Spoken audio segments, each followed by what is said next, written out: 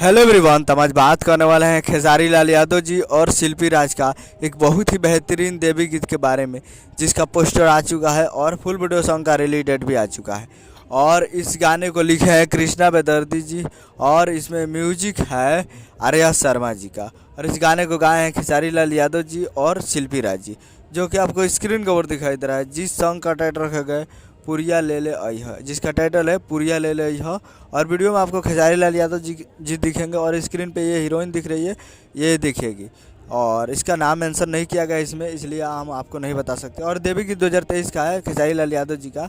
और इस और वीडियो डायरेक्टर है इसका पवन पाल जी है। जितने भी अभी तक वीडियो आया है उसका वीडियो डायरेक्टर पवन पाल जी ही है। खेसारी म्यूजिक वर्ल्ड से जितने भी गाने आए हैं। और डिजिटल पार्टनर जाते हैं ग्लोबल म्यूजिक जंक्शन से, अभी विवाद चल रहा है तो वो डिजिटल पार्टनर है।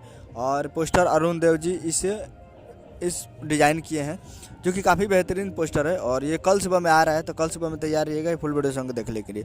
उम्मीद करूँ कि वीडियो अच्छा लगा तो चैनल को सब्सक्राइब बेल का प्रेस करें, कैसे खेसारी लाल यादव जी का लेटेस्ट मिलाते रहे। मिलते हैं अगले वीडियो में, तब तक के लिए जय हिंद जय भोजपुरी।